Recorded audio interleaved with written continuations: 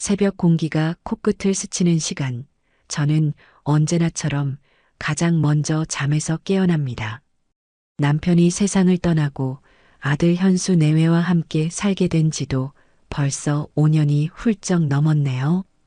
이 넓은 단독주택에 저 혼자 덩그러니 남는 것이 싫다는 아들의 성화에 못 이겨 시작된 동거였지만 이제는 이 집의 새벽을 여는 것이 제 삶의 당연한 일부가 되었습니다. 창밖으로 아직 어둠이 채 가시지 않은 정원을 내다보며 깊은 숨을 들이마셨어요. 아버지께서 제게 물려주신 이 집, 구석구석 제 손길과 추억이 닿지 않은 곳이 없답니다. 부엌으로 향하는 발걸음은 익숙하고 가볍습니다. 오늘은 특별히 아들이 좋아하는 얼큰한 소고기 뭇국을 끓일 참이었어요. 어제 장에 가서 가장 좋은 부위로 사다 놓은 한우 양지를 핏물 빼고 정성껏 삶아 결대로 쪽쪽 찢었습니다.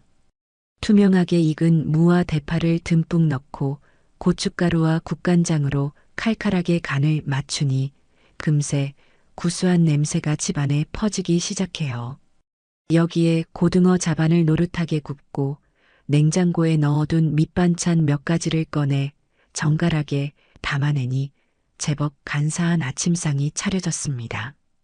갓 지은 쌀밥에서 피어오르는 김을 보니 마음이 흐뭇해졌어요. 아무리 세상이 변했어도 한국 사람은 역시 따뜻한 밥심으로 하루를 시작해야지요. 한참이 지나 방문이 열리는 소리가 들리고 아들 현수가 부스스한 얼굴로 부엌으로 들어섭니다. 어머니, 일찍 일어나셨네요. 와, 냄새 좋다. 얼른 씻고 와. 너 좋아하는 소고기 뭇국 끓였다. 아들은 제 말에 고개를 끄덕이며 욕실로 향했습니다. 그 뒤를 이어 며느리 오민주가 방에서 나왔어요.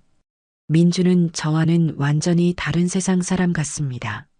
아침부터 완벽하게 화장을 마친 얼굴, 몸에 딱 붙는 요가복 차림으로 나타나서는 제가 차린 밥상은 쳐다보지도 않고 냉장고로 직행하더군요. 냉장고 문을 열어 생수 한 병을 꺼내 꿀꺽꿀꺽 마신 후에야 저를 발견했다는 듯이 말합니다. 어머님, 아침부터 뭘 이렇게 거하게 차리셨어요? 기름 냄새 때문에 머리가 다 아프네. 뼈가 있는 그 말에 잠시 숨을 골랐습니다. 칭찬인지 타박인지 헷갈리게 말하는 것은 민주의 오랜 특기였죠.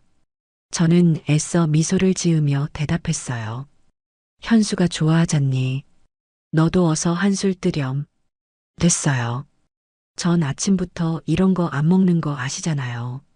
속 부대껴서 어떻게 먹어요?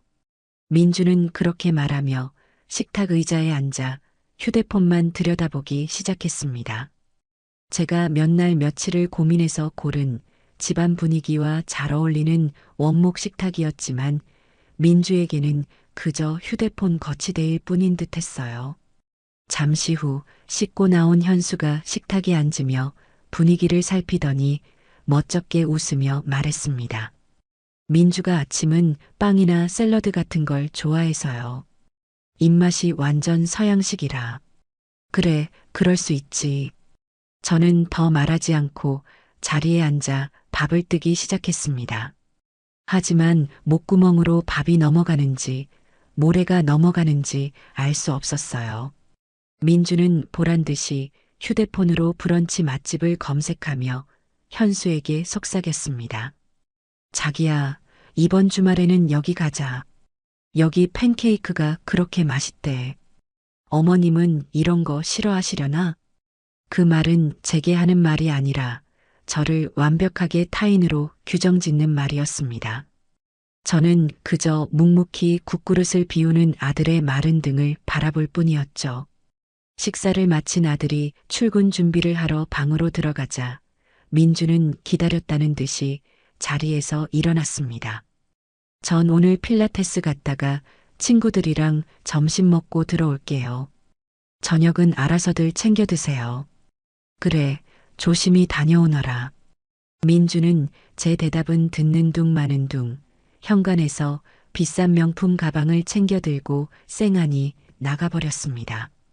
텅 빈 식탁에는 정성껏 차린 음식들이 온기마저 잃은 채 덩그러니 남아 있었어요. 저는 말없이 일어나 그릇들을 개수대에 담갔습니다. 정성도 마음도 몰라주는 사람을 위해 매일 새벽을 바치는 내 신세가 처량하다는 생각도 들었지만 곧 고개를 저었어요. 다 내가 좋아서 하는 일이고 내 아들, 내 손주 먹이는 일이니까요. 그렇게 스스로를 다독이며 설거지를 시작했습니다. 오전 내내 집안일에 매달렸습니다. 아들 내외가 쓰는 안방과 옷방은 매일 치워도 먼지가 쌓이는 곳이었어요.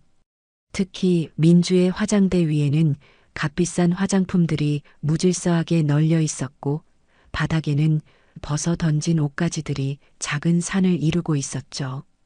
저는 묵묵히 옷들을 주워 빨래 바구니에 담고 엉망인 화장대를 가지런히 정리했습니다. 거실과 부엌 바닥을 반질반질하게 닦고 먼지 한 톨 없이 가구들을 쓸고 닦았어요. 세탁기를 2번이나 돌리고 햇살 좋은 베란다에 널어놓은 빨래를 보니 잠시나마 마음이 개운해지는 듯 했습니다. 오후에는 유치원에 간 손주 지훈이를 데리러 갈 시간이었습니다. 7살 배기 손주는 제 삶의 가장 큰 기쁨이자 이유였어요.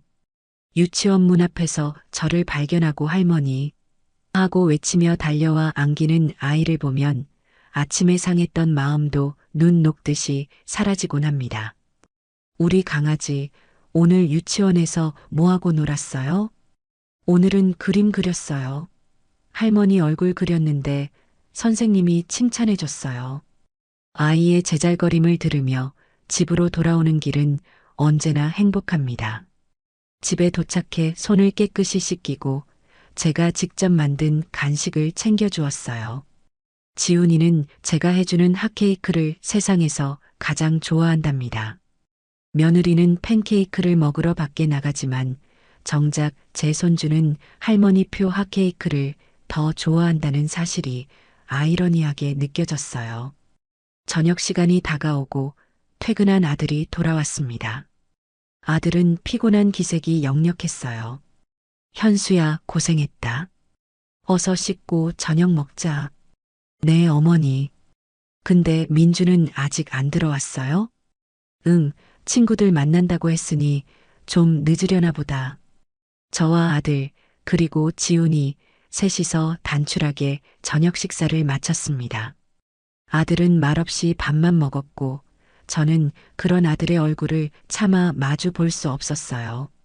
저녁 설거지를 하고 있을 때쯤 도어록 누르는 소리가 요란하게 들리더니 민주가 들어왔습니다. 잔뜩 술에 취한 얼굴이었어요. 아, 피곤해. 어머님, 저 마실 물 좀 주세요.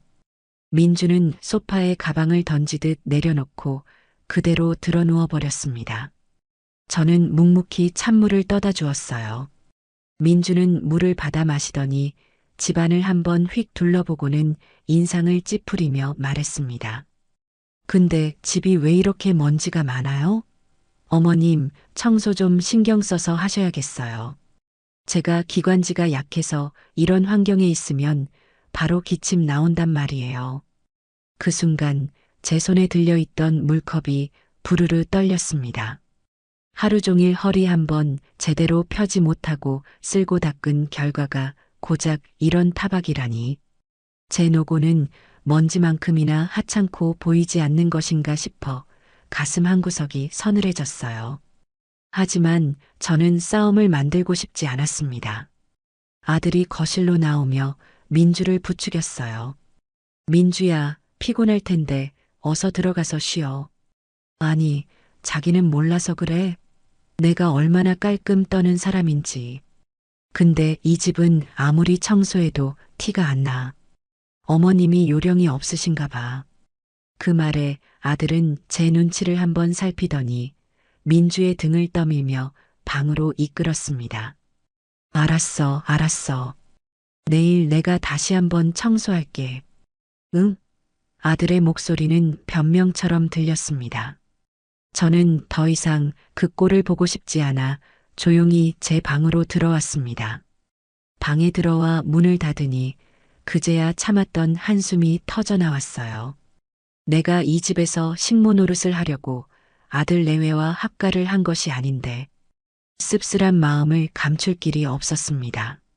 그날 밤 저는 잠이 오지 않아 거실에서 늦게까지 텔레비전을 보고 있었습니다. 안방에서는 아들과 며느리가 나누는 대화 소리가 희미하게 들려왔어요. 그러다 문득 제 방문을 조심스럽게 노크하는 소리가 들렸습니다.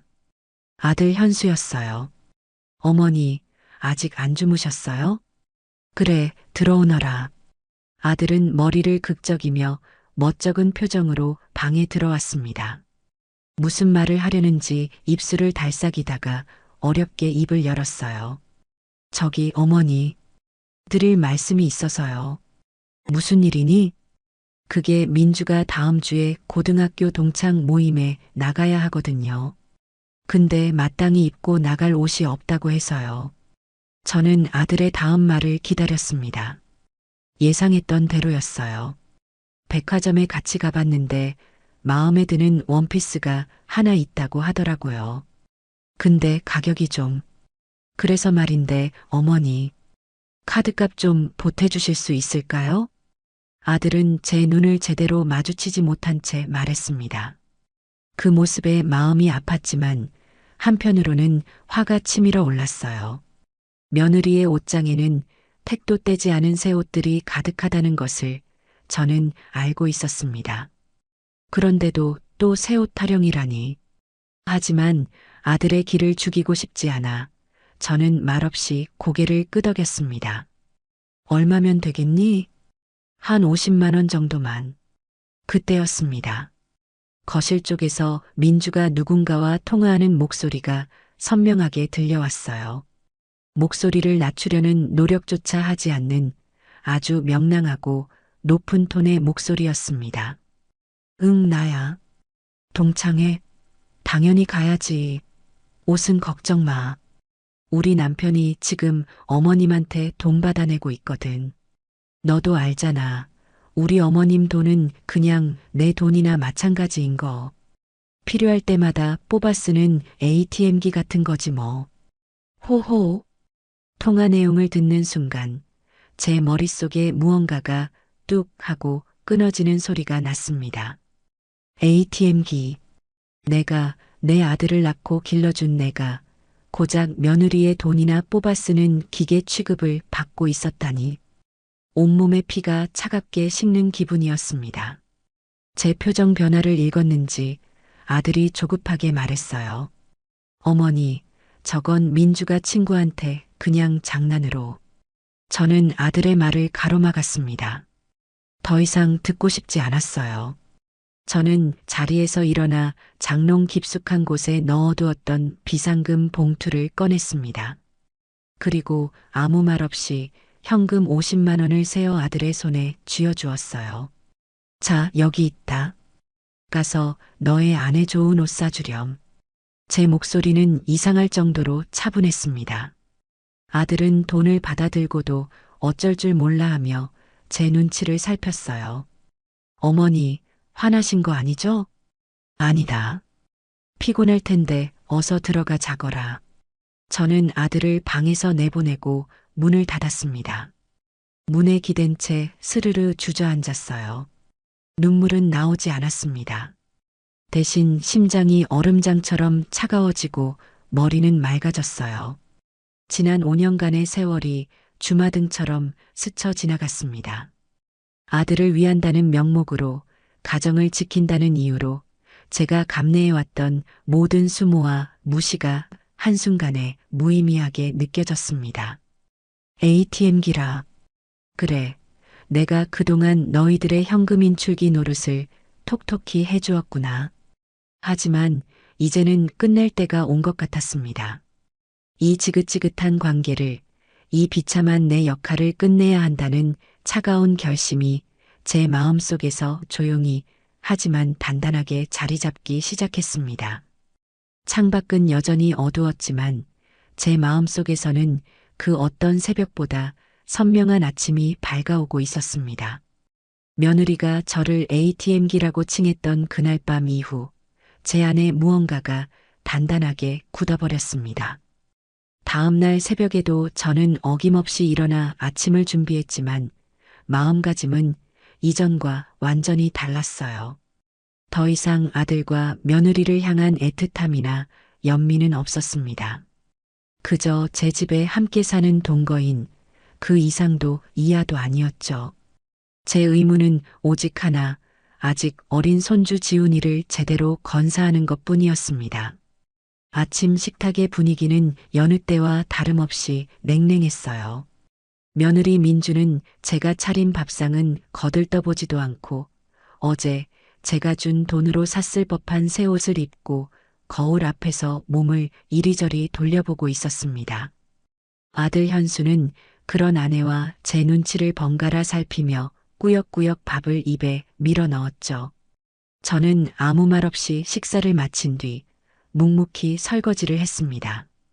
등 뒤에서 민주가 현수에게 말하는 소리가 들려왔어요. 자기야, 나 오늘 이 옷 입고 나가도 괜찮겠지? 동창회에서 내가 제일 돋보여야 하잖아. 그 목소리에는 일말의 미안함이나 고마움 따위는 찾아볼 수 없었습니다. 저는 그저 흐르는 물에 그릇을 헹구며 그들의 목소리를 소음처럼 흘려보냈습니다. 그렇게 며칠이 흘렀습니다.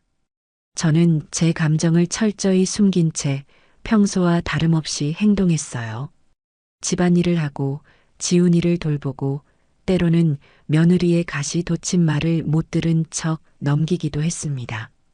제 안에서 어떤 칼날이 벼려지고 있는지 그들은 전혀 눈치채지 못하는 듯 보였어요. 그날도 저는 유치원이 끝난 지훈이를 데리고 집으로 돌아오는 길이었습니다. 공원 벤치에 앉아 지훈이가 좋아하는 아이스크림을 사주며 잠시 여유를 즐기고 있었죠. 아이가 아이스크림을 입가에 잔뜩 묻히며 웃는 모습을 보니 며칠간 제 마음을 짓누르던 돌덩이가 잠시나마 가벼워지는 기분이었습니다. 바로 그때였어요. 제 휴대폰이 요란하게 울리기 시작했습니다. 화면에 뜬 이름은 아들 현수였습니다.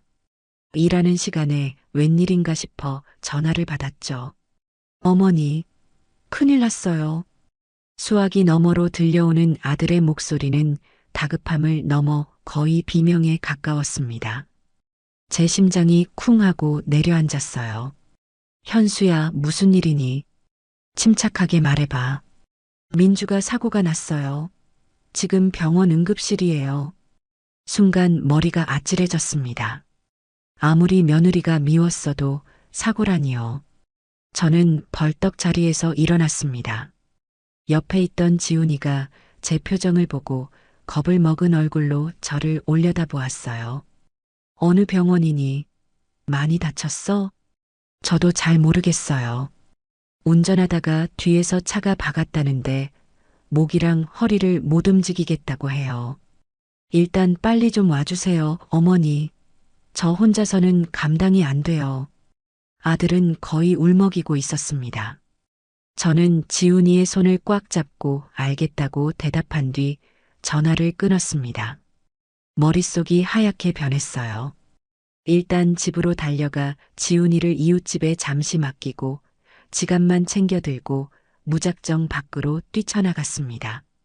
택시를 잡아 타고 아들이 말해준 병원으로 향하는 내내 온갖 불길한 생각들이 제 머릿속을 헤집고 다녔어요. 크게 다쳤으면 어떡하지? 평생 몸이라도 불편하게 되면 아무리 그래도 한 가족인데 내가 너무 미워만 했나? 짧은 순간이었지만 후회와 걱정이 파도처럼 밀려왔습니다. 택시 기사님을 몇 번이나 재촉하며 병원으로 향하는 시간은 영원처럼 길게 느껴졌습니다. 병원 응급실은 그야말로 아수라장이었습니다. 여기저기서 들려오는 사람들의 다급한 목소리, 분주하게 움직이는 의료진, 소독약 냄새가 뒤섞여 머리가 어지러울 지경이었죠. 저는 두리번거리며 아들을 찾았습니다. 저만치 응급병상 커튼 옆에서 안절부절 못하며 서 있는 현수의 모습이 보였어요. 현수야. 제가 부르자 아들이 저를 발견하고는 울상이 되어 달려왔습니다. 어머니 오셨어요. 민주가 너무 아파해요. 어떡하죠? 일단 진정하고 의사 선생님은 뭐라고 하시니? 엑스레이는 찍었는데 아직 결과는 안 나왔어요. 근데 민주가 계속 아프다고 난리예요. 저는 아들의 어깨를 두드려주고 커튼을 젖혔습니다. 그 안에는 며느리 민주가 목에 하얀 깁스를 한 채 침대에 누워 있었습니다. 얼굴은 잔뜩 찡그린 채 이마에는 식은 땀인지 물인지 모를 것이 송골송골 맺혀 있었어요. 저를 보자마자 민주는 기다렸다는 듯이 아픈 소리를 내기 시작했습니다. 어머님, 저 죽는 줄 알았어요. 아이고, 목이야. 허리야. 조금만 움직여도 뼈가 부서지는 것 같아요. 그 모습에 제 마음은 다시 복잡해졌습니다. 정말로 많이 아픈 것일까? 아니면 조금 과장하는 것일까? 판단이 서지 않았어요. 그때 마침 의사가 차트를 들고 다가왔습니다. 오민주 씨 보호자분 되시죠? 네, 제가 남편이고 이쪽은 어머니입니다. 제 아내 상태가 어떤가요, 선생님? 아들이 다급하게 물었습니다. 의사는 차트를 한번 훑어보더니 다소 덤덤한 표정으로 말했어요. 일단 엑스레이 촬영 결과상으로는 골절이나 디스크 같은 심각한 이상 소견은 보이지 않습니다. 그 말에 저와 아들은 일단 안도의 한숨을 내쉬었습니다. 하지만 의사의 말은 이어졌죠. 그런데 환자분께서 통증을 워낙 심하게 호소하고 계셔서요. 이런 경우 근육이나 인대가 놀라서 생기는 통증일 수 있습니다. 정확한 건 MRI를 찍어봐야 알겠지만 일단 오늘 밤은 입원해서 경과를 지켜보는 것이 좋겠습니다. 의사는 그렇게 말하고는 다른 환자에게로 바쁘게 발걸음을 옮겼습니다. 의사가 사라지자마자 민주가 거의 울부짖듯이 말했어요. 들으셨죠, 자기야. 내가 이렇게 아프다는데 뼈에는 이상이 없다는 게 말이 돼? 저 의사 돌팔이 아니야? 더 큰 병원으로 가야 하는 거 아니냐고. 민주야, 진정해. 일단 의사 선생님 말씀대로 해보자. 응? 아들이 쩔쩔매며 며느리를 달랬습니다. 저는 그 모습을 가만히 지켜보았어요. 정말로 아픈 사람의 고통일 수도 있겠지만 어딘지 모르게 과장된 연극처럼 느껴지는 것을 애써 외면했습니다. 지금은 의심할 때가 아니라고, 가족의 도리를 다해야 할 때라고 스스로를 다독였어요. 입원 수속을 밟는 동안에도 민주의 요구는 계속되었습니다. 저는 절대 다인실은 못 써요. 시끄럽고 불편해서 병이 더 깊어질 거야. 무조건 1인실로 잡아줘요. 어머님, 듣고 계시죠? 저 사고 나서 이렇게 아픈데 이 정도는 해주실 수 있잖아요. 민주는 당연하다는 듯이 제게 요구했습니다. 아들 현수는 제 옆에서 안절부절 못하며 말했어요. 엄마, 민주가 많이 놀라고 아파서 그래. 지금은 그냥 원하는 대로 다 해주자. 응? 병원비는 엄마가 일단 좀. 아들은 말을 끝까지 잊지 못했지만 그 의미를 모를 제가 아니었습니다. 결국 또 돈 문제였어요. 저는 깊은 한숨을 삼키며 고개를 끄덕였습니다. 지금 이 난리통에 돈 몇 푼 때문에 옥신각신하고 싶지 않았습니다. 그렇게 우리는 비싼 상급 병실료를 지불하고 1인실에 며느리를 입원시켰습니다. 1인실에 들어서자마자 민주는 언제 그렇게 아팠냐는 듯이 침대 리모컨을 이리저리 눌러보며 만족스러운 표정을 지었어요. 그래, 이 정도는 되어야 병실이지. 아, 근데 병원 밥은 맛없어서 어떻게 먹지? 자기야, 나 A 본점 전복죽 먹고 싶어. 지금 당장 가서 사다 줘. 알았어. 다녀올게. 어머니, 민주 옆에 잠시만 같이 있어 주세요. 아들은 제게 부탁을 남기고 허둥지둥 병실을 나섰습니다. 병실에는 저와 며느리 단둘만 남게 되었죠. 어색한 침묵이 흘렀습니다. 저는 어디에 앉아야 할지 몰라 잠시 서성이다가 창가에 있는 작은 소파에 엉덩이를 걸쳤어요. 민주는 그런 저를 곁눈질로 한번 쓱 보더니 휴대폰을 집어들고 누군가에게 전화를 걸기 시작했습니다. 나야. 응, 병원. 사고 났잖아. 뒤에서 어떤 차가 냅다 박았지 뭐야. 어휴, 말도 마. 목이랑 허리가 끊어질 것 같아. 그래서 당연히 입원했지. 그것도 1인실로. 우리 어머님이 누구셔? 이런 건 바로바로 해결해 주시지. 호. 그 통화 내용을 듣는 순간 저는 깨달았습니다. 아, 나는 또다시 ATM기가 되었구나. 걱정과 연민으로 복잡했던 제 마음이 다시 한번 차갑게 식어내리는 것을 느꼈습니다. 며느리에게 이 사고는 고통이 아니라 새로운 기회였던 겁니다. 창밖으로 해가 지고 있었어요. 병원의 하얀 벽 위로 길게 드리워진 그림자가 마치 제 미래를 암시하는 것 같아 저도 모르게 마른 침을 삼켰습니다.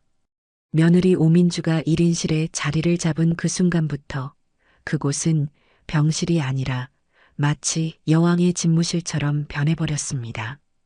아들 현수가 헐레벌떡 사온 유명 맛집의 전복죽을 받아든 민주는 한 숟가락 뜨는 둥 마는 둥 하더니 대뜸 미간을 찌푸렸어요. 자기야, 이거 왜 이렇게 식었어? 그리고 간은 또 왜 이래? 내가 말한 건 이게 아닌데. A 본점 맞긴 맞아? 맞는데 오는 길에 좀 식었나 보다. 미안해, 데워달라고 할까? 됐어. 입맛 뚝 떨어졌네. 그냥 치워줘.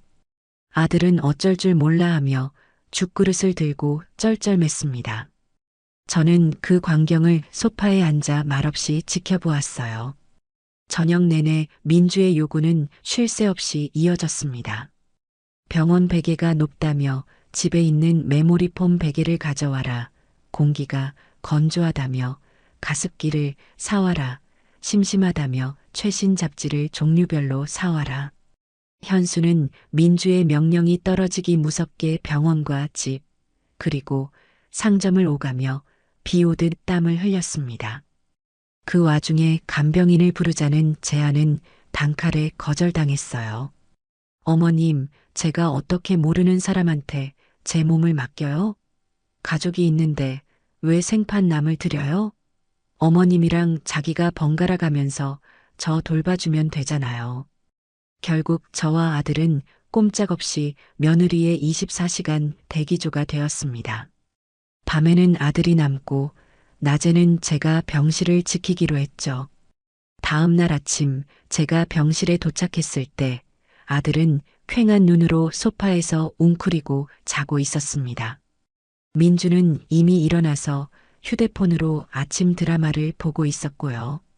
저를 보자마자 민주는 리모컨으로 텔레비전 소리를 줄이며 말했습니다. 어머님 오셨어요? 저 목말라요. 물 좀 주세요. 아, 그리고 물은 너무 차갑지 않게 미지근한 걸로요. 저는 정수기에서 물을 받아 온도를 맞춰 대령했습니다. 물을 마신 민주는 만족스럽다는 듯이 입맛을 다시더니 이번에는 다리를 가리켰어요. 밤새 누워 있었더니 다리가 퉁퉁 부었네. 어머님, 이리 와서 제 다리 좀 주물러 주세요. 혈액순환이 잘 돼야 회복도 빠르대요. 저는 잠시 망설였습니다. 하지만 아픈 사람의 요구라고 생각하며 애써 마음을 다잡고 침대 옆으로 다가갔어요. 그리고 민주의 종아리를 정성껏 주무르기 시작했습니다.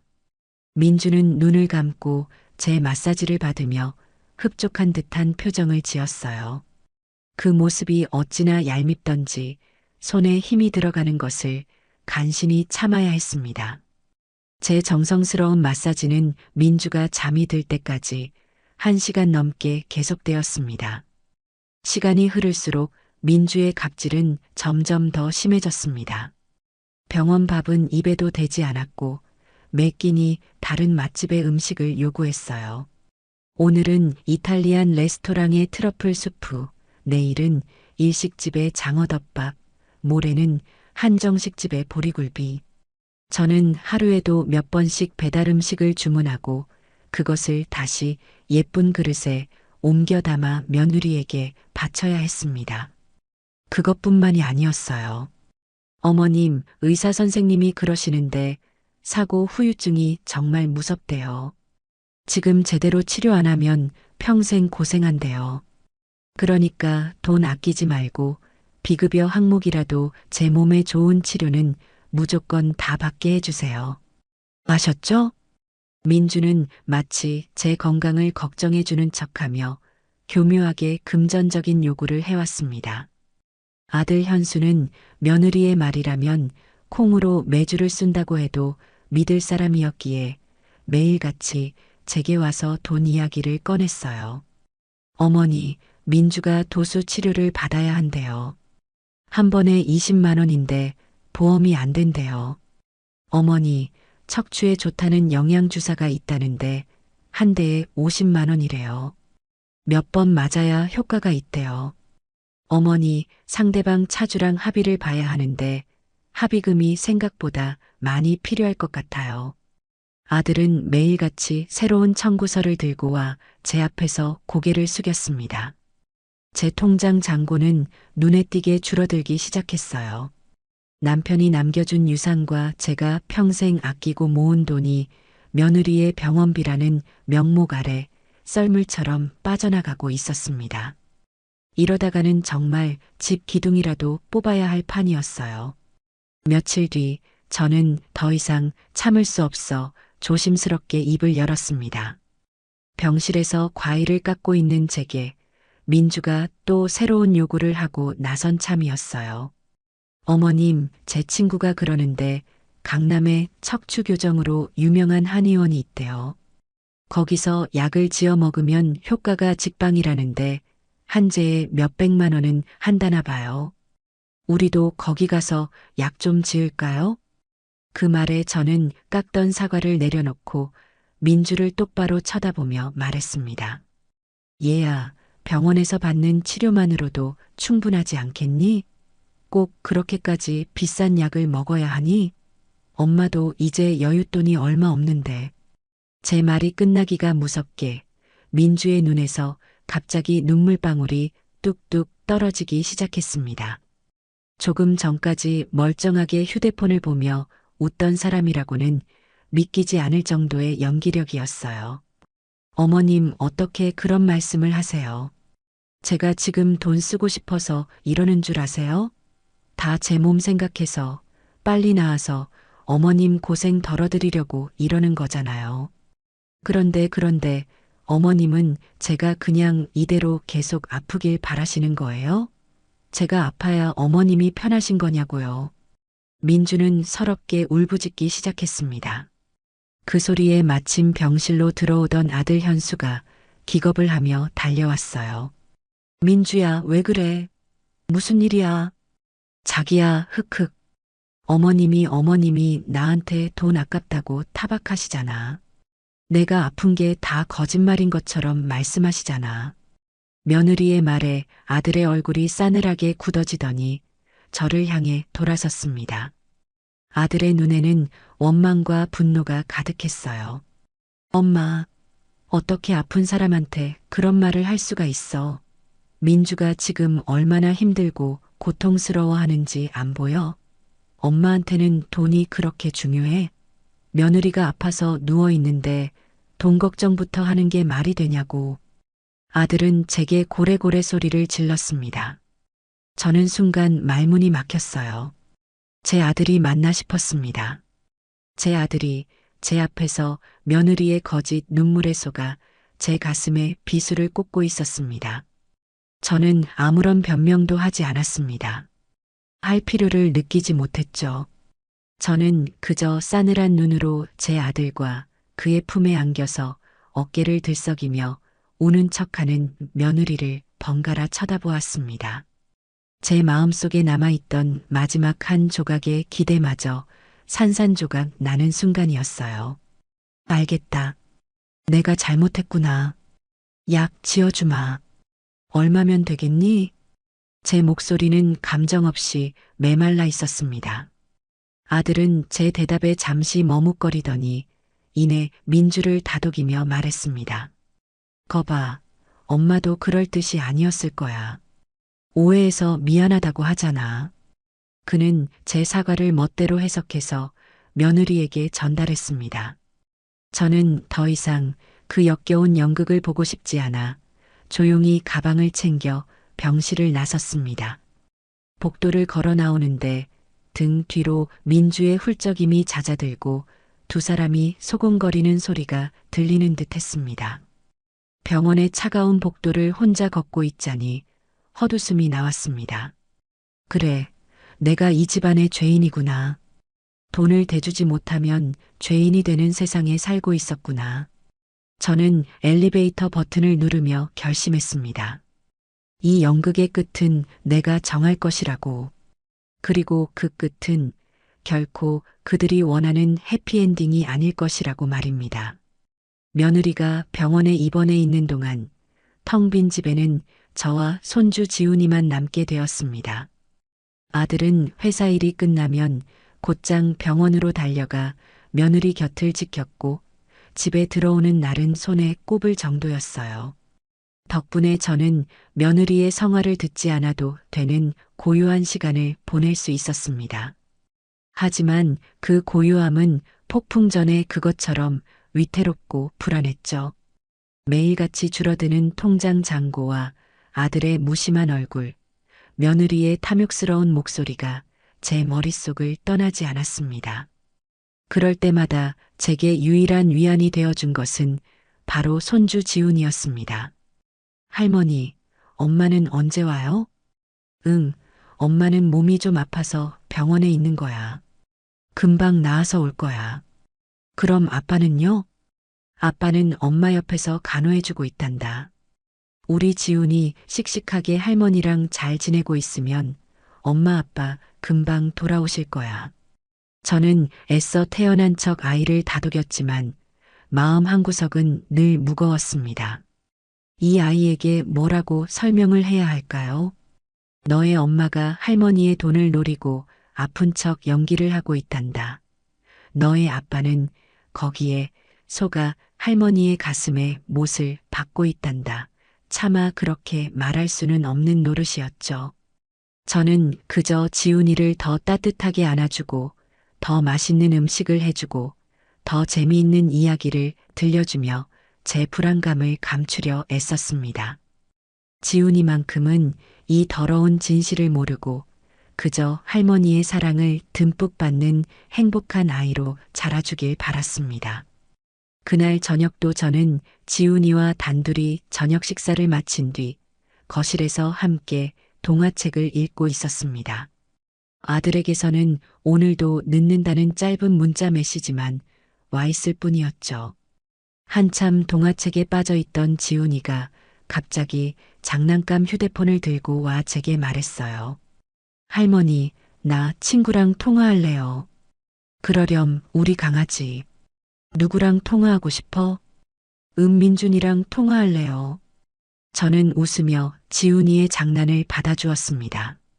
그런데 지훈이는 장난감 휴대폰이 아닌 거실 테이블 위에 놓여있던 제 진짜 휴대폰을 가리켰어요. 아니, 이걸로요. 민준이 엄마 번호 저장되어 있잖아요. 스피커폰으로 통화하게 해주세요. 같은 유치원에 다니는 민준이는 지훈이의 가장 친한 친구였습니다. 저는 가끔 민준이 엄마와 연락을 주고받곤 했기에 별 생각 없이 아이의 부탁을 들어주기로 했어요.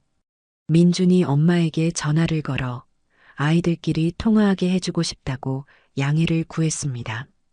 민준이 엄마는 흔쾌히 허락했고 저는 스피커폰 버튼을 누른 뒤 휴대폰을 지훈이에게 건네주었습니다. 여보세요? 민준아, 나 지훈이야. 지훈아, 너 지금 뭐해? 아이들의 맑은 목소리가 거실에 울려 퍼졌습니다. 저는 흐뭇한 미소를 지으며 소파에 앉아 아이들의 대화를 지켜보았어요. 둘은 오늘 유치원에서 있었던 일, 새로 나온 만화 영화 이야기 등 제잘제잘 수다를 떨기 시작했습니다. 저는 잠시 다른 생각을 하느라 아이들의 대화에 집중하지 못하고 있었어요. 내일은 또 병원비로 얼마가 나갈까? 아들은 언제쯤 정신을 차릴까 하는 무거운 생각들이 저를 짓누르고 있었죠.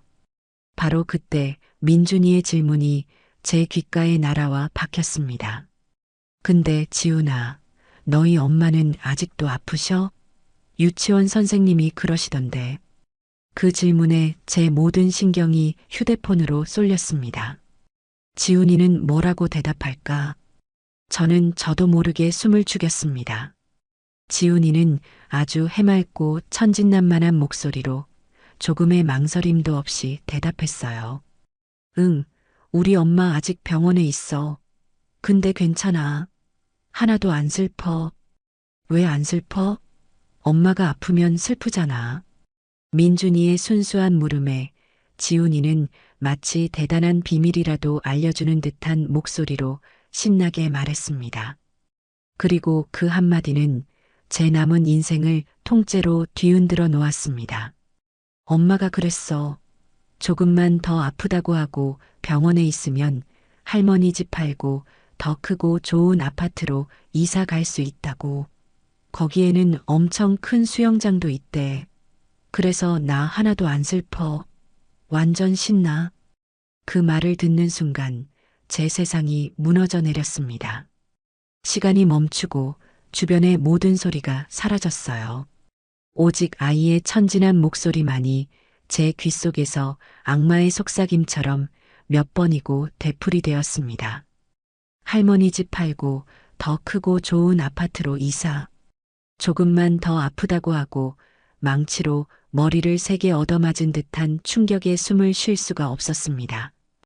온몸의 피가 발끝부터 머리끝까지 차갑게 식어내리는 기분이었어요.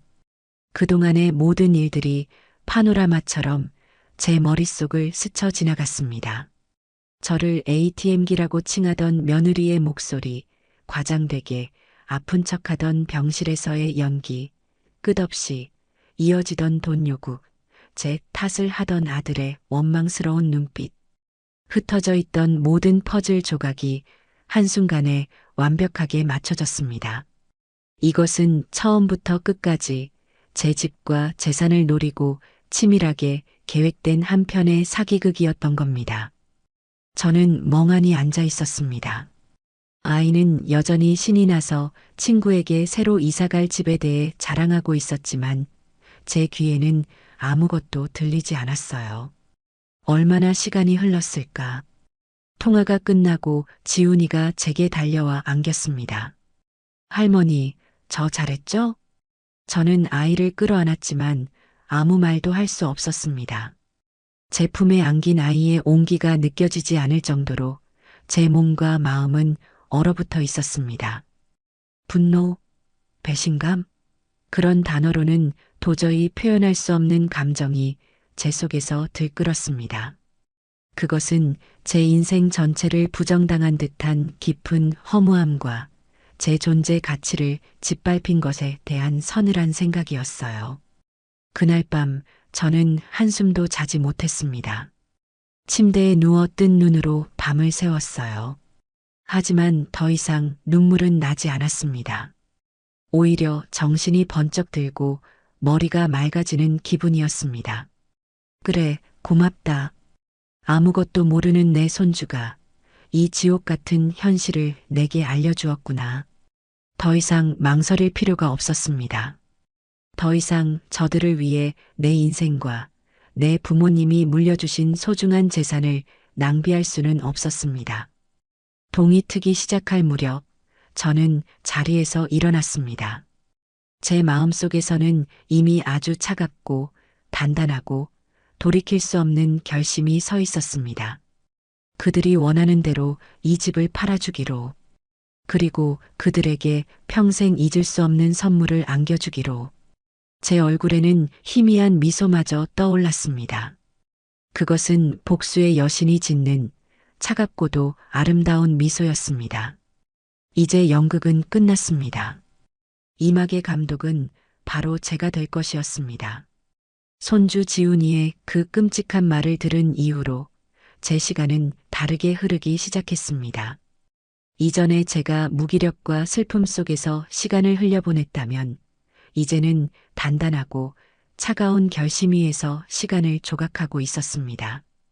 뜬 눈으로 밤을 새운 저는 창밖이 희미하게 밝아오는 것을 보며 조용히 자리에서 일어났습니다.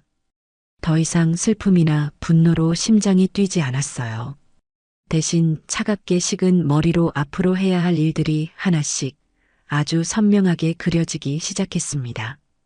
오늘의 아침 식사 준비는 희생이나 의무가 아니었습니다. 그것은 완벽한 연극을 위한 첫 번째 소품 준비와도 같았죠. 저는 평소보다 더 정성껏 아침을 준비했습니다. 지훈이가 좋아하는 계란찜을 넉넉하게 만들고 냉장고에 있는 재료로 간단한 반찬 몇 가지를 더 만들었어요. 이제 곧 이 집에서 마지막이 될지도 모를 아침 식사들이었습니다. 오전 시간을 이용해 지훈이를 유치원에 데려다주고 저는 곧장 집으로 돌아오지 않았습니다. 제 발걸음은 버스 정류장을 향하고 있었죠. 목적지는 시내에 있는 법률사무소 밀집 지역이었습니다. 평생 법 없이도 살 사람이라 자부했는데 제 발로 변호사를 찾아가게 될 줄은 꿈에도 몰랐어요.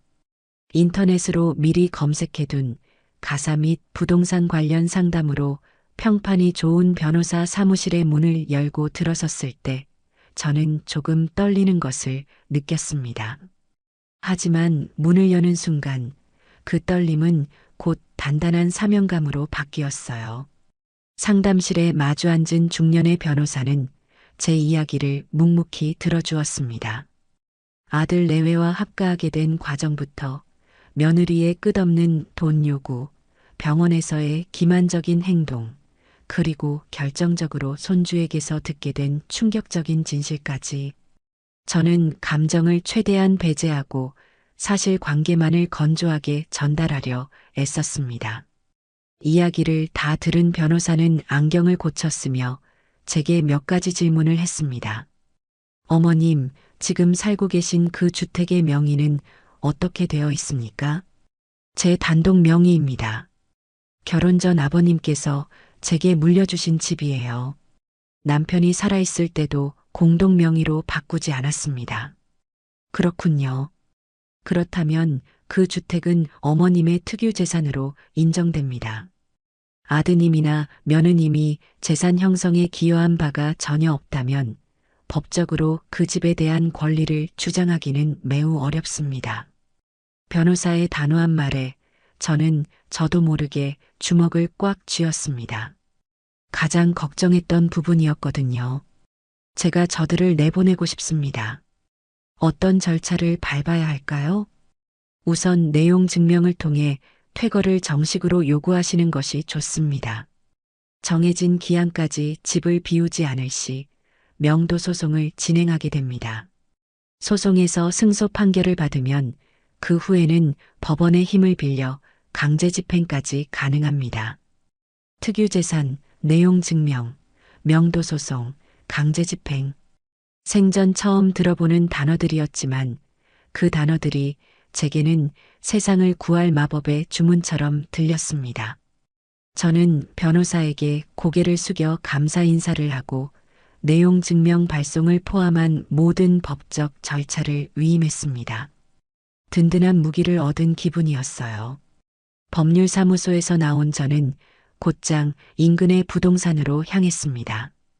여러 부동산 중에서도 가장 크고 거래가 활발해 보이는 곳으로 들어갔어요.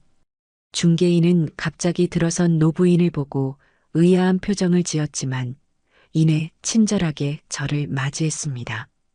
어서 오세요, 어머님. 뭐 도와드릴까요? 집을 내놓으려고 합니다.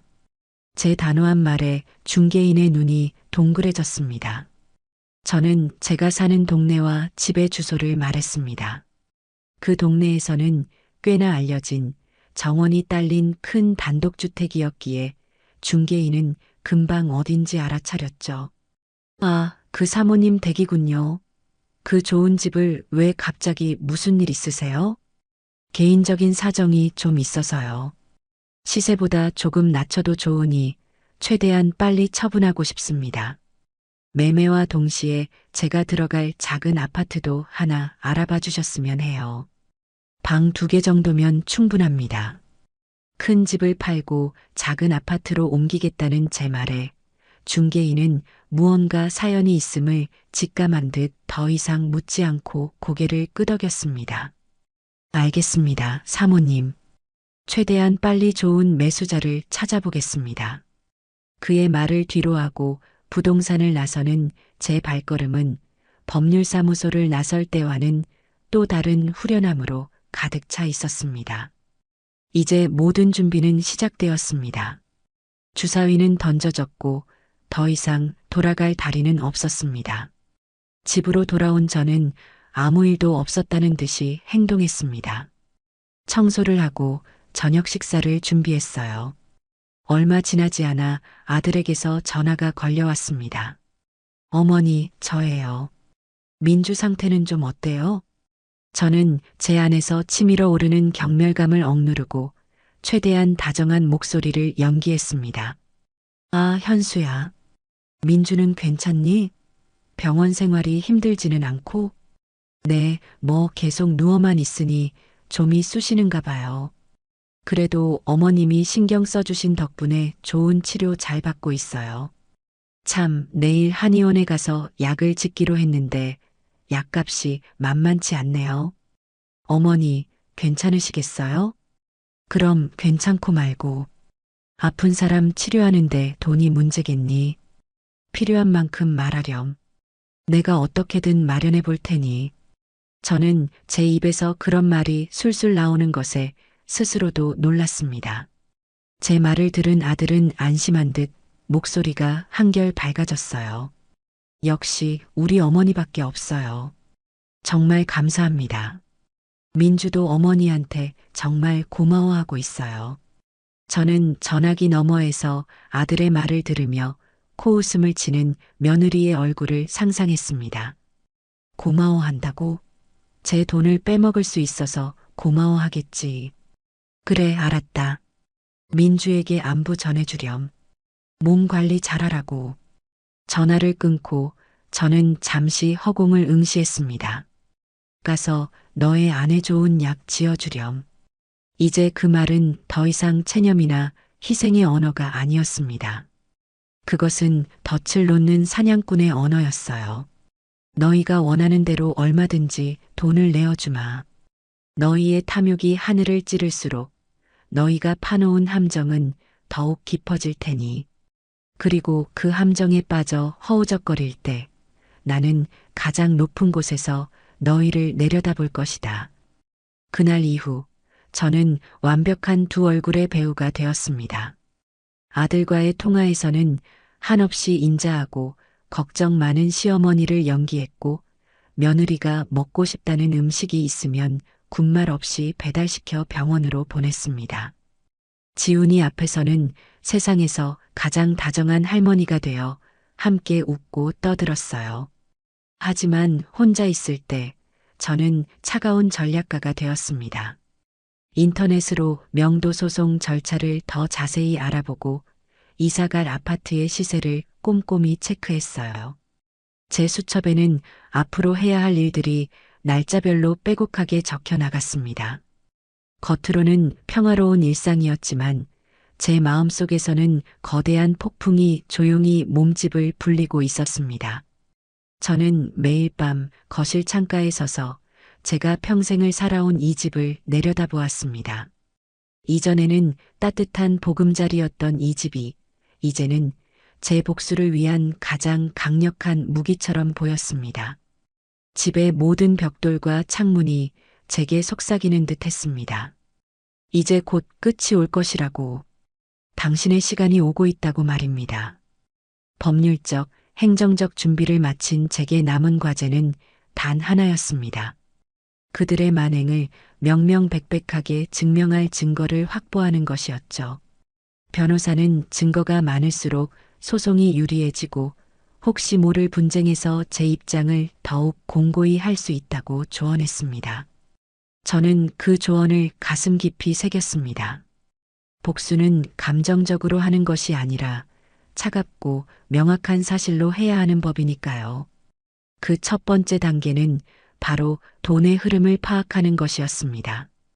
다음 날 저는 은행 문이 열리자마자 주거래 은행을 찾아갔습니다.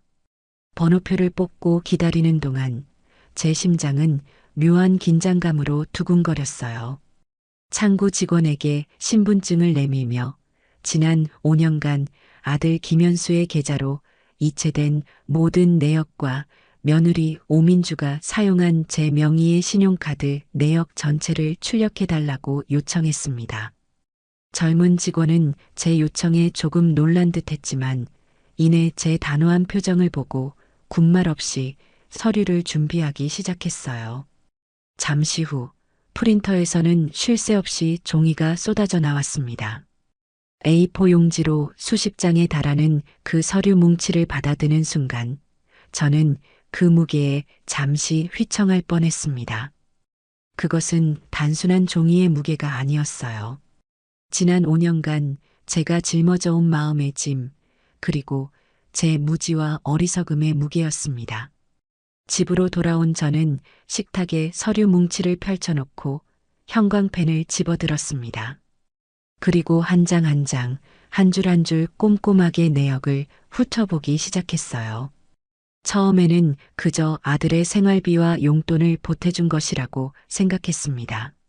하지만 내역을 자세히 들여다볼수록 제 상상을 아득히 뛰어넘는 지출들이 모습을 드러냈습니다. 땡땡 백화점, 땡땡 명품관, 청담동 땡땡 헤어숍, 땡땡 골프클럽. 며느리가 사용한 신용카드 내역은 그녀의 사치스러운 생활을 그대로 보여주는 전시회나 다름없었어요. 심지어 주말마다 고급 호텔의 레스토랑에서 수십만 원씩 결제된 내역도 심심치 않게 발견되었습니다. 제게는 몸이 안 좋아 집에 있겠다고 말한 날들이었죠. 아들의 계좌로 이체된 돈 역시 마찬가지였습니다. 자동차 할부금, 주식 투자금, 부부 동반 해외여행 등 그들은 제 돈으로 자신들의 삶을 화려하게 꾸미고 있었던 겁니다. 저는 계산기를 두드려 총액을 합산해 보았습니다. 지난 5년간 그들에게 들어간 돈은 제가 평생을 아껴 모은 돈의 대부분을 차지하는 실로 억 소리 나는 금액이었습니다. 손이 부들부들 떨려왔어요. 하지만 이것은 시작에 불과했습니다. 두 번째 증거는 그들의 목소리였습니다.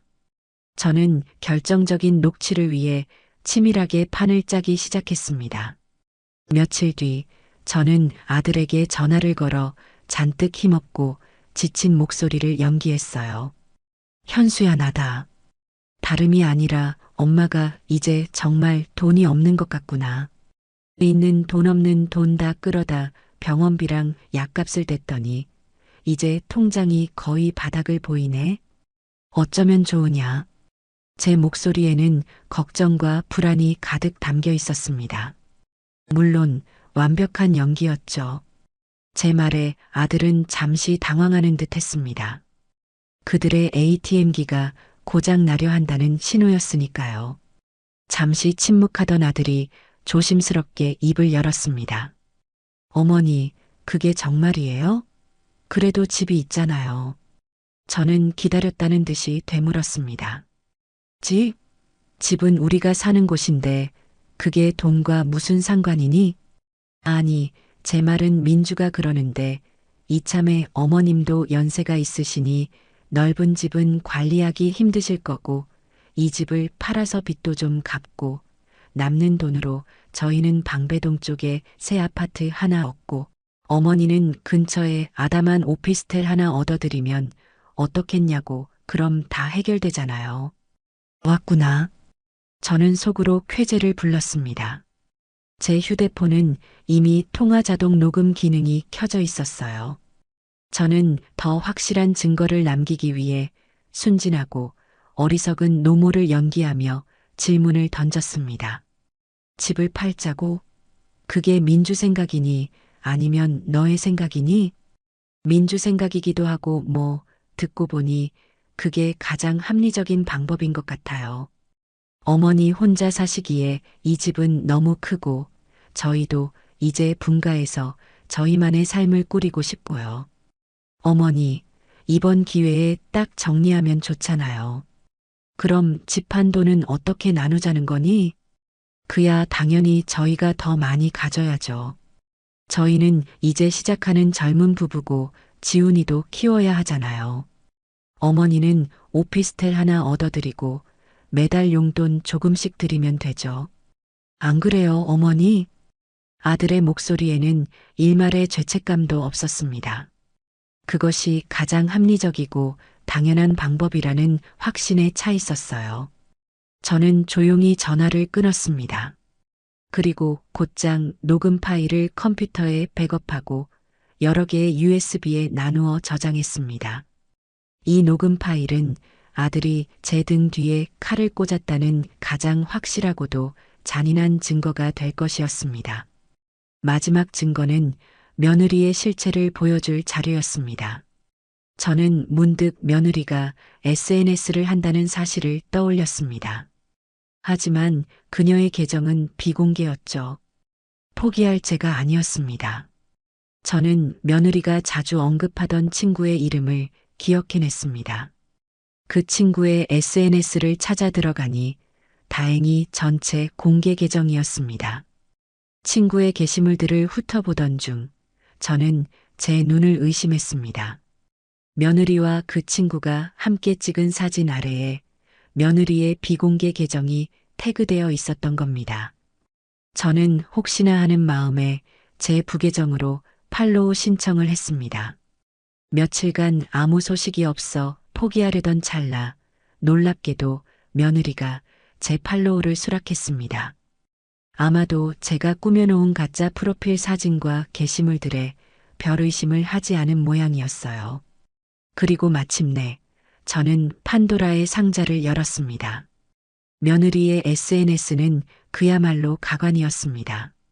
병원 침대에 누워 링거를 꽂은 팔과 새로 산 명품 시계를 함께 찍은 사진 밑에는 아픈 만큼 성숙해지고 통장도 성숙해진다. 해시태그 병원 스타그램, 해시태그 남편 찬스, 해시태그 아니고 해시태그 시어머니 찬스라는 해시태그가 달려 있었어요. 친구들과 고급 레스토랑에서 식사하며 찍은 사진에는 병문안 와준 의리 있는 내 친구들, 병원 밥 지겨웠는데 이 포강 제대로 라는 글이 적혀 있었습니다. 심지어 시어머니 등골 빼먹는 꿀팁, 남편을 내 편으로 만드는 10가지 방법 같은 게시물을 공유하며 이거 완전 꿀팁이네 저장. 이라고 적어놓기까지 했죠. 가장 결정적인 것은 사고가 나던 날 올린 게시물이었습니다. 인생 역전의 기회는 예고 없이 찾아온다. 액땜했다 생각하고 새 출발 준비하자.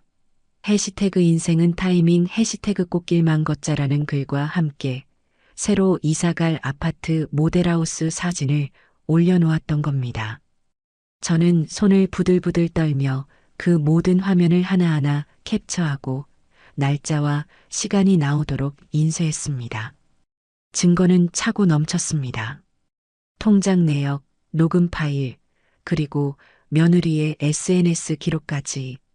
이 증거들은 그들이 얼마나 치밀하고 악랄하게 저를 기만했는지를 보여주는 명백한 증표였습니다. 저는 모든 증거 자료를 파일에 넣어 서랍 깊숙한 곳에 보관했습니다. 이제 모든 준비는 끝났습니다. 저는 사냥을 마친 암사자처럼 조용히 때를 기다렸습니다. 며느리가 퇴원해서 제 발로 이 집, 이 심판대 위로 올라올 그날을 말입니다. 시간은 흘러 마침내 며느리 오민주가 퇴원하는 날이 밝았습니다. 아침부터 아들 현수는 부산을 떨며 제게 전화를 걸어왔습니다. 그의 목소리는 잔뜩 상기되어 있었죠. 어머니, 오늘 드디어 민주가 퇴원해요. 의사 선생님이 이제 통원 치료만 받으면 된다고 하셨어요. 그동안 정말 고생 많으셨습니다. 이따 오후에 집으로 모시고 갈게요. 그래, 고생했다. 조심해서 오너라. 저는 아무 감정 없는 목소리로 대답하고 전화를 끊었습니다. 고생 많으셨습니다. 라니, 그 말의 무게를 알기나 하는 걸까?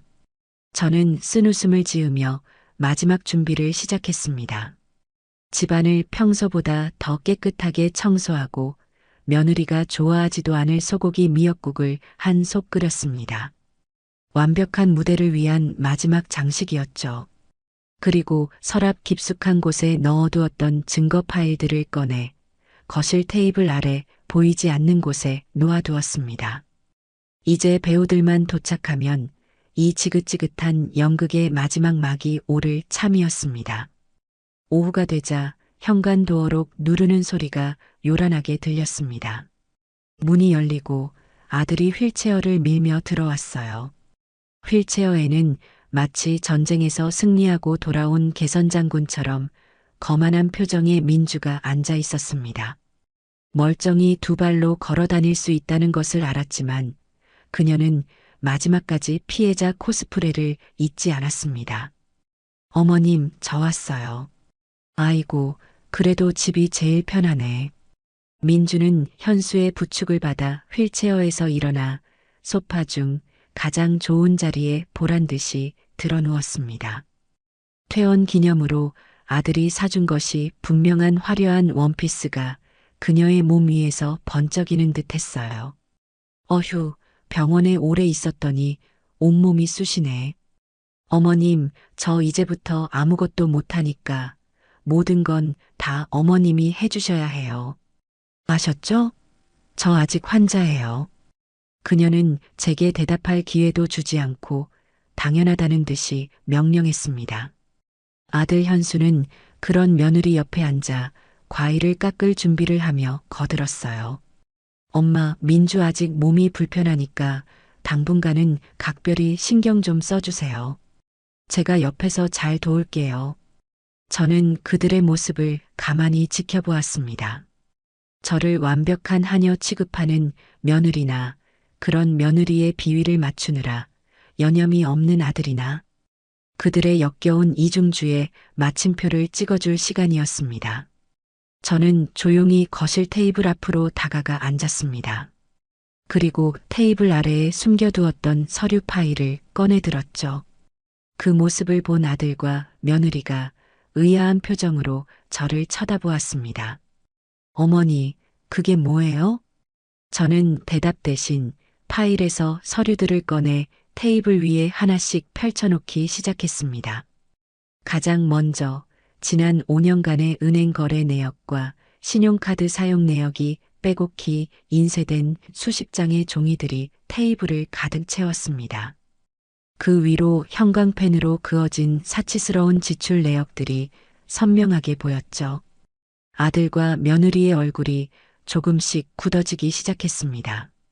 다음으로 저는 제 휴대폰을 꺼내 테이블 위에 올려놓았습니다. 그리고 녹음 파일 목록을 열어 며칠 전 아들과 통화했던 파일의 재생 버튼을 눌렀습니다.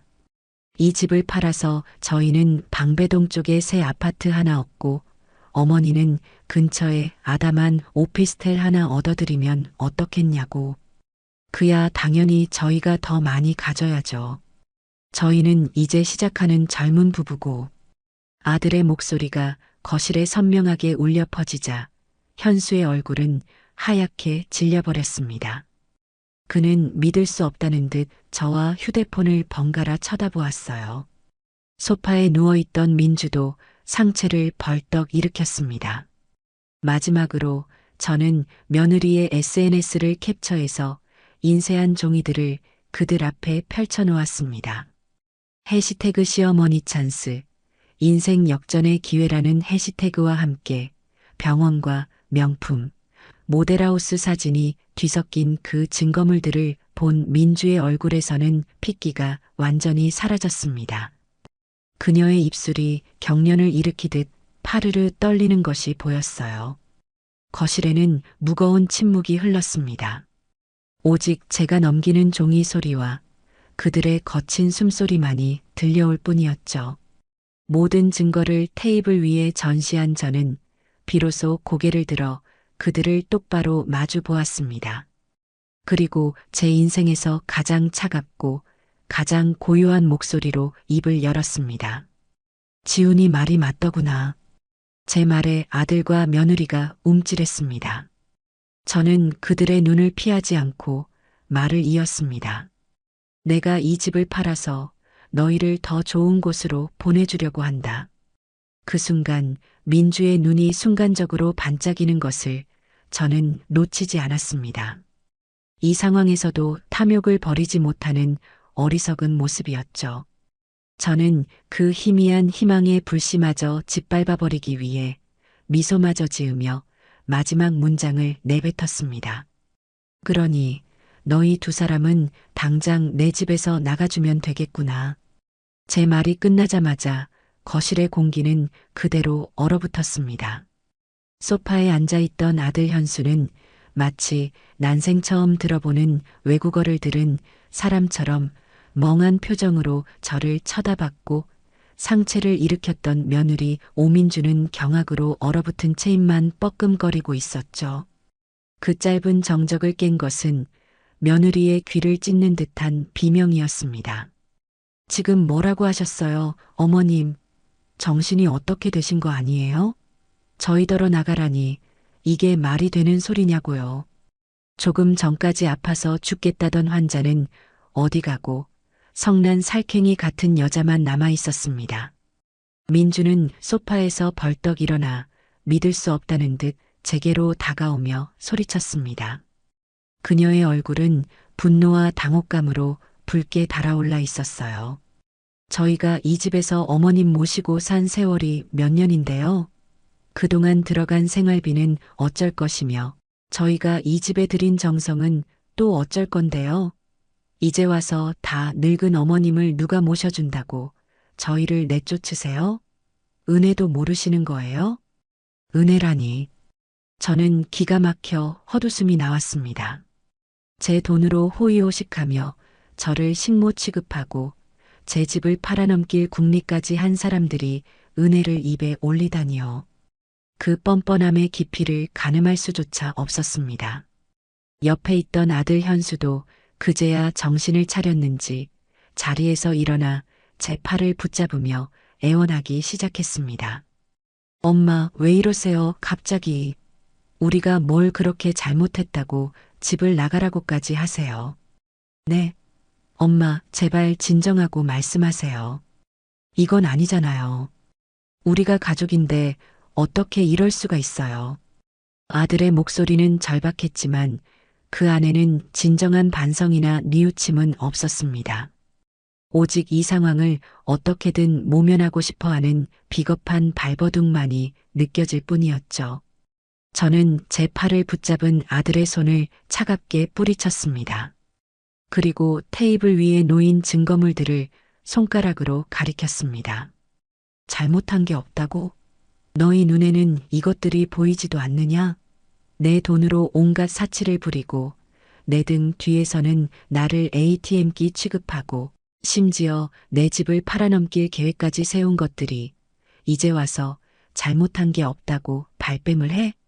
제 목소리는 나직했지만 얼음장처럼 차가웠습니다. 제 말에 아들은 할 말을 잃은 채 입을 꾹 다물었고 며느리는 더욱 기세등등하게 악을 썼습니다. 그게 뭐 어때서요? 며느리가 시어머니 돈 좀 쓸 수도 있지. 그걸 가지고 이렇게 치사하게 구세요? 그리고 집 파는 건 다 어머님 편하자고. 저희가 머리 써서 제안한 거잖아요. 연세도 있으신데 언제까지 그 큰 집 청소하고 관리하며 사실 거냐고요. 저희의 깊은 뜻도 모르고. 저는 더 이상 그 궤변을 들어줄 가치를 느끼지 못했습니다. 저는 안방으로 들어가 서류 가방에서 변호사가 준비해준 서류 봉투를 꺼내왔습니다. 그리고 그 봉투를 거실 테이블 위로 던지듯 내려놓았어요. 깊은 뜻이라. 너희의 그 깊은 뜻이 무엇인지 나는 이미 다 알고 있단다. 봉투에서 흘러나온 것은 이 집의 등기부등본과 며칠 전 그들의 주소지로 이미 발송된 내용 증명 사본이었습니다. 똑똑히 보거라. 이 집은 내 아버지께서 오직 나 김자영에게만 물려주신 내 고유의 재산이다. 너희는 이 집에 대해 그 어떤 권리도 주장할 수 없어. 그리고 이 내용 증명에 적힌 대로 오늘로부터 일주일 다음 주 금요일까지 이 집에서 너희의 모든 짐을 빼서 나가지 않으면 나는 너희를 상대로 명도소송을 진행하고 법원의 판결을 받아 강제집행에 들어갈 것이다. 내 말 알아듣겠니? 강제집행이라는 단어가 나오자 며느리의 얼굴에서 기세등등하던 표정이 순식간에 사라졌습니다. 그녀는 법이라는 것이 가진 현실적인 무게를 그제야 실감한 듯 보였어요. 하지만 그녀는 순순히 물러날 위인이 아니었죠. 잠시 주춤하던 민주는 다음 순간 전략을 바꿨습니다. 그녀는 언제 악을 썼냐는 듯 갑자기 바닥에 무릎을 꿇고 제 다리를 붙잡았습니다. 그리고 눈물을 폭포수처럼 쏟아내기 시작했어요. 어머님, 제가 다 잘못했어요. 제가 어리석었어요. 철이 없어서 그랬어요. 어머님 마음이 그렇게 깊으신 줄도 모르고 제발 한 번만 용서해 주세요. 네. 어머님, 저 이대로 쫓겨나면 지훈이랑 저희 남편은 길거리에 나앉아야 해요. 제발 저희 불쌍해서라도 거두어 주세요. 제가 앞으로 정말 잘할게요. 어머님 업고 다닐게요. 네. 민주는 제 바짓가랑이를 붙잡고 서럽게 울며 애원했습니다. 병원에서 아들을 속여 넘길 때 보여주었던 그 눈물 연기가 또다시 시작된 것이었죠.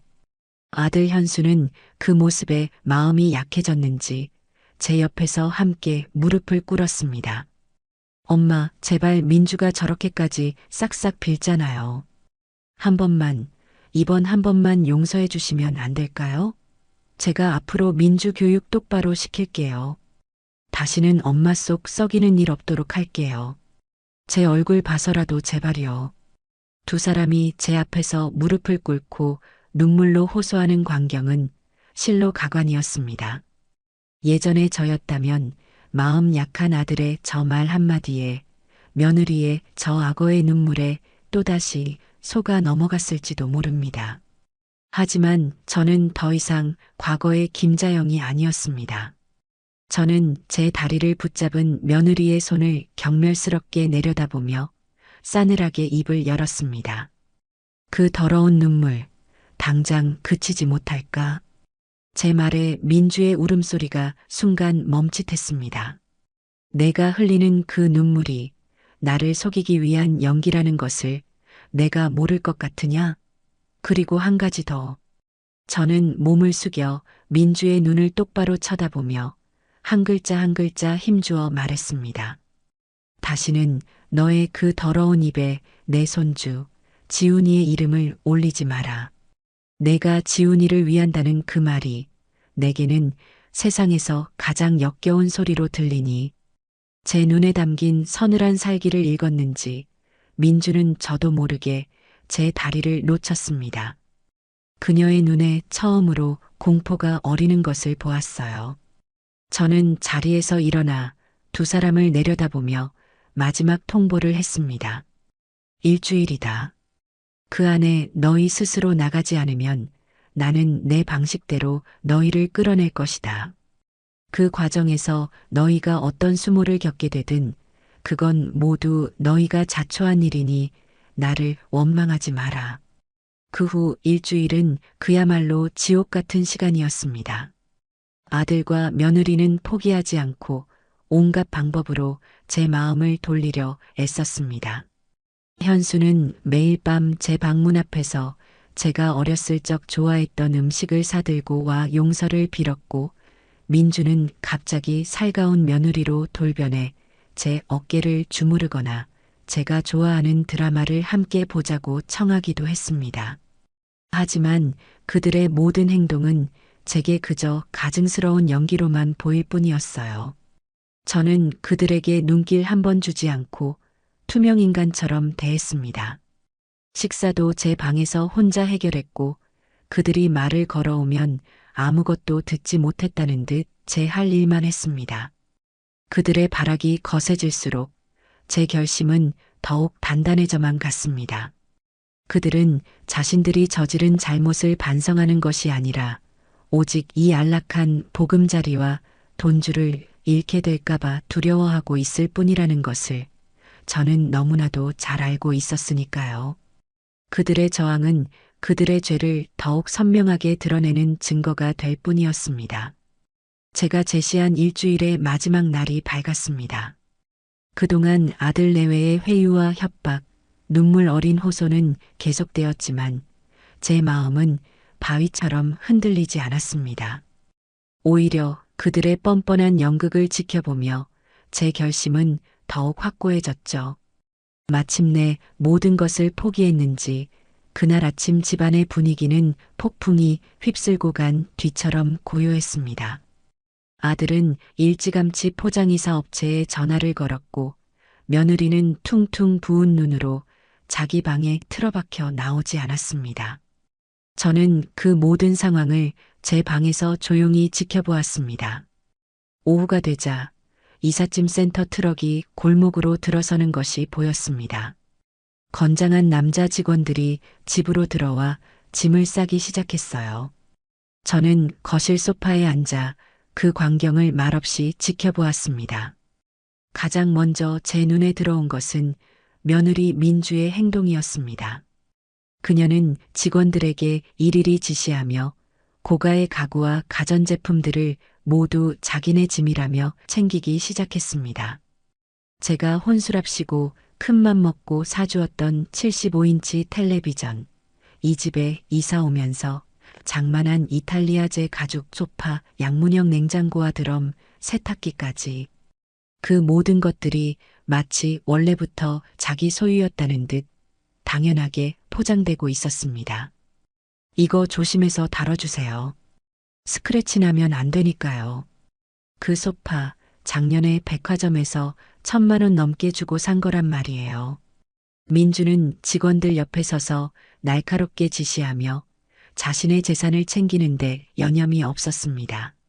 아들 현수는 차마 제 눈을 마주치지 못하고 묵묵히 옷가지나 자잘한 짐들을 상자에 담고 있었죠. 어떤 이웃이 이 광경을 본다면 제가 아들 내외에게 쫓겨나는 것이라고 착각할지도 모를 정도였습니다. 하지만 저는 아무 말도 하지 않았습니다. 그깟 물건들에 더 이상 미련은 없었으니까요. 저에게는 그 물건들보다 더 소중한 것, 바로 제 인생의 자유와 존엄을 되찾는 것이 중요했습니다. 저것들은 제가 그 자유를 얻기 위해 지불하는 마지막 비용이라고 생각하기로 했어요. 며느리가 저 소파와 텔레비전을 가져가는 대신 저는 제 삶의 주도권을 되찾는 것이었습니다. 그렇게 생각하니 오히려 마음이 편안해졌습니다. 짐이 거의 다 트럭에 실리고 집안이 휑하게 비어갈 무렵 며느리가 제 앞으로 다가왔습니다. 그녀의 눈에는 더 이상 눈물이나 애원은 없었어요. 오직 차가운 분노와 경멸만이 가득했습니다. 정말 행복하시겠어요, 어머님. 피부치 같은 아들 며느리를 이렇게 매정하게 내쫓으시니 이제 두 발 뻗고 편히 주무시겠네요. 그래. 아주 편안하게 잘 수 있을 것 같구나. 제 담담한 대답에 민주는 어이가 없다는 듯 코웃음을 쳤습니다. 두고 보세요. 저희 없이 어머님 혼자서 얼마나 잘 사시는지요. 늙어서 병들고 외로워도 저희 찾아올 생각은 꿈도 꾸지 마세요. 저희도 어머님 같은 사람은 이제 가족이라고 생각 안 할 거니까요. 그래주면 나야 고맙지. 앞으로는 서로 볼 일 없이 각자의 인생을 살아가도록 하자꾸나. 제 말에 민주는 더 이상 할 말이 없다는 듯 분한 표정으로 뒤돌아 현관으로 향했습니다. 마지막까지 자신의 잘못은 인정하지 않고 모든 것을 제 탓으로 돌리려는 그 모습이 참으로 가련했습니다. 모든 짐을 실은 트럭이 떠날 준비를 마쳤습니다. 아들 현수가 마지막으로 집안을 한번 둘러보더니 제 앞에 와서 섰습니다. 그의 얼굴은 착잡함과 원망, 그리고 약간의 미련이 뒤섞여 복잡한 표정을 띠고 있었죠. 엄마 정말 이렇게까지 하셔야만 했어요? 그것이 아들이 제게 던진 마지막 질문이었습니다. 그 안에는 왜 나를 버리느냐는 원망이 담겨 있었어요. 저는 제 앞에 선 40이 넘도록 어른이 되지 못한 아들을 똑바로 쳐다보며 제 인생의 마지막 가르침을 전했습니다. 현수야, 너는 아직도 너가 무엇을 잘못했는지 모르는 것 같구나. 너는 너의 아내와 나 사이에서 방관자가 되었고, 결국에는 너의 아내와 한패가 되어 나를 기만했다. 너는 아들이 아니라 며느리의 꼭두각시였을 뿐이야. 제 직설적인 말에 아들의 얼굴이 하얗게 질렸습니다. 나는 더 이상 너의 울타리가 되어줄 수 없다. 이제부터 너의 인생은 온전히 너가 책임져야 한다. 너의 아내와 함께 어떤 삶을 살아가든 그것은 너의 선택이고 너의 몫이야. 더 이상 내게 기댈 생각은 하지 마라. 제 목소리는 단호했습니다. 거기에는 한치의 망설임도 동정도 없었습니다. 아들은 한동안 아무 말도 하지 못하고 바닥만 내려다보더니 이내 힘없이 고개를 끄덕였습니다. 그리고는 아무 말 없이 뒤돌아 텅 빈 집을 나섰습니다. 현관문이 닫히고 이삿짐 트럭이 엔진 소리를 내며 골목을 빠져나가는 소리가 들려왔습니다. 저는 한동안 그 자리에 못 박힌 듯 서 있었습니다. 이윽고 트럭의 엔진 소리가 완전히 사라지고 집안에는 완벽한 고요가 찾아왔습니다. 수년간 저를 괴롭히던 소음이 사라진 평화로운 정적이었습니다. 저는 천천히 집안을 둘러보았습니다. 텔레비전이 놓여 있던 자리, 소파가 있던 자리, 식탁이 있던 자리가 휑하게 비어 있었습니다. 그 빈 공간들은 허전함이 아니라 오히려 새로운 가능성으로 채워질 여백처럼 느껴졌어요. 저는 천천히 거실 창가로 다가가 굳게 닫혀 있던 창문을 활짝 열었습니다.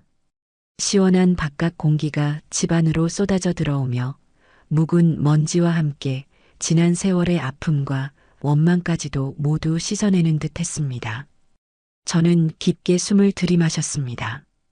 그 공기는 제가 태어나서 처음 맛보는 듯한 완전한 자유의 맛이었습니다. 눈물이 날 것이라고 생각했는데 이상하게도 입가에는 미소가 번졌습니다. 수십 년간 저를 짓누르던 무거운 족쇄가 풀려나는 진정한 해방의 순간이었습니다. 아들 내외가 떠나간 집은 놀라울 정도로 평화로웠습니다. 저는 며칠간 그 텅 빈 공간을 오롯이 즐겼습니다. 누구의 눈치도 볼 필요 없이 제가 좋아하는 음악을 크게 틀어놓고 제가 먹고 싶을 때 먹고 자고 싶을 때 잤습니다. 휑하게 비어버린 가구들의 자리는 오히려 제 마음을 넓고 자유롭게 만들어 주었어요. 부동산에서는 집을 보러 오겠다는 연락이 쇄도했습니다. 동네에서 입지가 좋은 주택이었고 제가 시세보다 조금 저렴하게 내놓았기 때문이었죠. 집은 생각보다 훨씬 빨리 좋은 가격에 팔렸습니다. 계약서에 도장을 찍는 날 저는 제 인생의 한 챕터를 완벽하게 마무리 짓는 기분이었습니다. 저는 계약금과 중도금을 받아 곧바로 제가 살 아파트를 알아보았습니다. 더 이상 넓은 집은 필요 없었어요. 제가 원한 것은 안전하고 깔끔하고 오롯이 저 혼자만의 시간을 누릴 수 있는 공간이었습니다.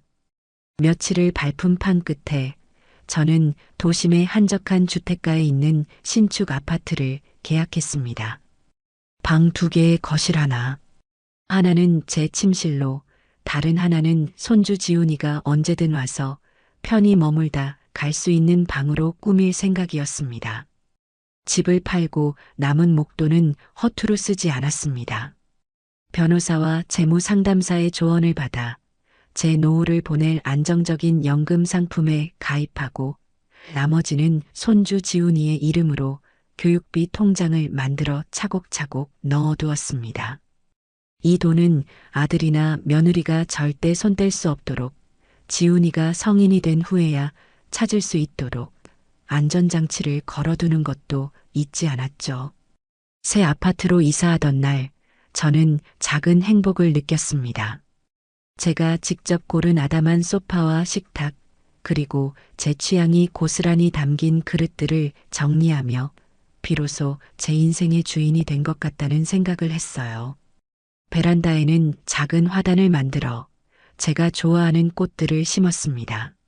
매일 아침 그 꽃들에 물을 주며 하루를 시작하는 것은 제게 새로운 기쁨을 주었습니다.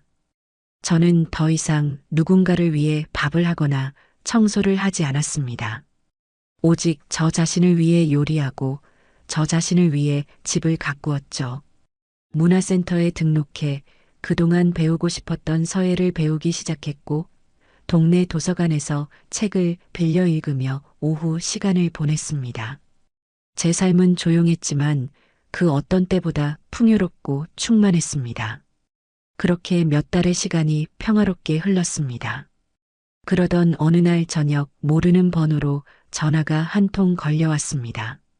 받을까 말까 망설이다 전화를 받자 수화기 너머로 익숙하지만 힘없는 목소리가 들려왔습니다. 아들 현수였어요. 엄마 저예요. 저는 아무 말도 하지 않았습니다. 무슨 말을 해야 할지 몰랐거든요. 아들은 한참을 머뭇거리다 어렵게 입을 열었습니다. 저 엄마 잘 지내세요? 그래, 잘 지낸다. 다행이네요. 저는 잘 못 지내요. 아들의 목소리는 거의 울먹이고 있었습니다. 저는 그의 다음 말을 묵묵히 기다렸습니다. 그 여자 민주, 저 떠났어요.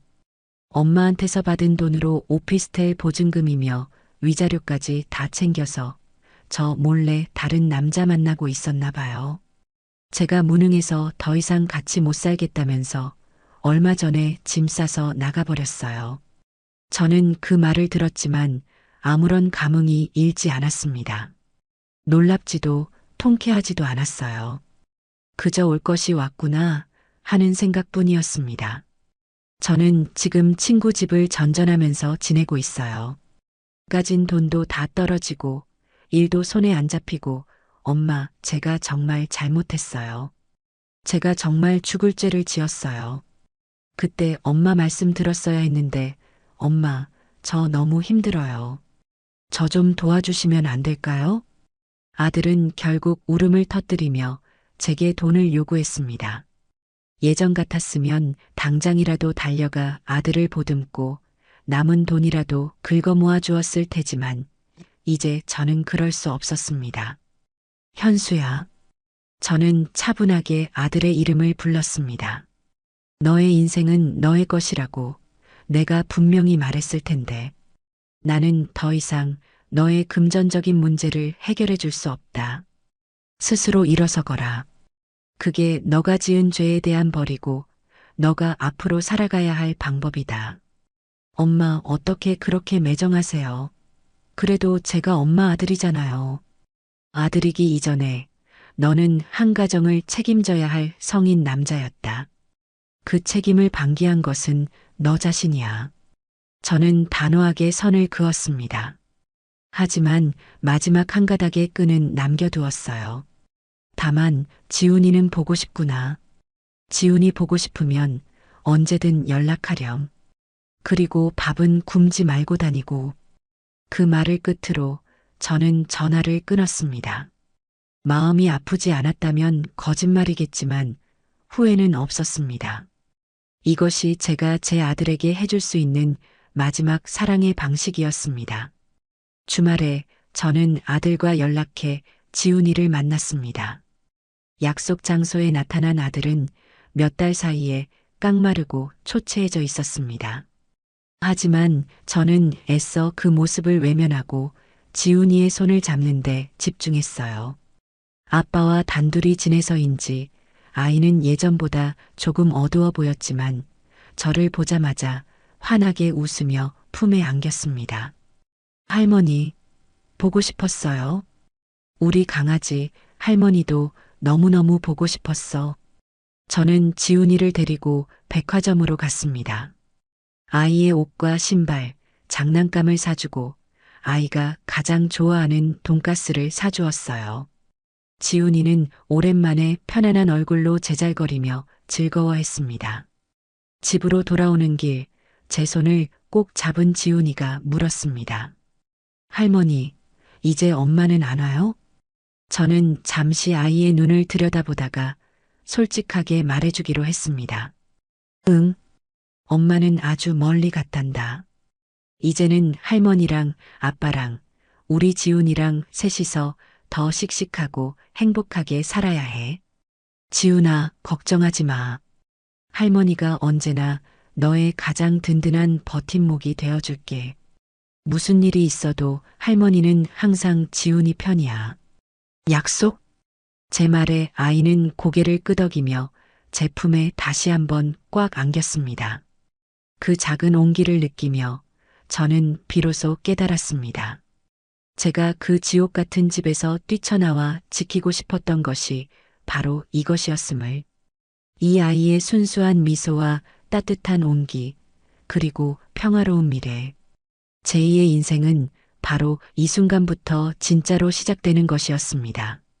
창밖으로 비치는 노을이 그 어느 때보다 따뜻하고 아름답게 느껴졌습니다. 새로운 보금자리에서의 아침은 언제나 클래식 음악과 함께 시작되었습니다. 예전 그 집에서는 상상도 할 수 없었던 일이었죠. 며느리 민주는 시끄럽다며 신경질을 냈을 것이고 아들 현수는 며느리의 눈치를 보며 볼륨을 줄이라고 했을 겁니다. 하지만 이제 이 공간의 주인은 오직 저, 김자영 뿐이었습니다. 저는 제가 좋아하는 브람스의 교향곡을 들으며 베란다 화단에 정성껏 심어놓은 꽃들에게 물을 주었습니다. 아침 햇살을 듬뿍 머금고 피어나는 제라늄과 페투니아를 보고 있으면 제 마음도 덩달아 화사해지는 기분이었어요.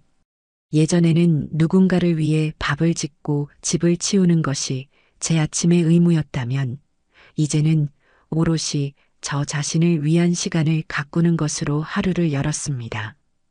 이것이 진정한 삶이 아닐까 저는 매일 아침 생각했습니다. 아들 내외를 내보낸 지 어느덧 1년이라는 시간이 흘렀습니다. 그동안 제 삶에는 많은 변화가 있었습니다. 가장 큰 변화는 더 이상 누군가의 감정을 살피거나 눈치를 보지 않게 되었다는 점입니다. 저는 제가 하고 싶은 것을 하고 만나고 싶은 사람을 만났습니다. 문화센터에서 시작한 서예는 제법 솜씨가 늘어 얼마 전에는 작은 전시회에 제 작품을 출품하기도 했습니다. 심청사달 마음이 맑으면 모든 일이 잘 이루어진다는 뜻의 그 글귀는 지난 제 삶을 돌아보고 앞으로의 날들을 다짐하는 저의 좌우명이 되었습니다.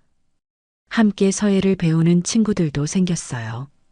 비슷한 연배의 그들과 함께 밥을 먹고 차를 마시며 소소한 일상을 나누는 것은 제게 큰 즐거움을 주었습니다. 예전에는 아들 내외라는 좁은 세상에 갇혀 제가 얼마나 외롭게 살았는지조차 깨닫지 못했었죠. 손주 지훈이는 주말마다 저희 집에서 함께 시간을 보냈습니다. 아들 현수는 처음 몇 번은 아이를 데려다 주며 제게 용서를 구하고 재결합을 암시하려 애썼지만 제가 매번 단호한 태도를 보이자 이내 포기한 듯 보였습니다. 이제는 그저 묵묵히 아이만 현관문 앞에 데려다주고 돌아가곤 했죠. 지훈이는 제 집을 할머니 궁전이라고 불렀습니다. 아이를 위한 방에는 아이가 좋아하는 공룡 인형과 로봇 장난감, 그리고 동화책으로 가득 채워져 있었거든요. 저희는 함께 쿠키를 굽고 거실에 엎드려 그림을 그리고 때로는 근처 공원으로 나가 자전거를 타기도 했습니다.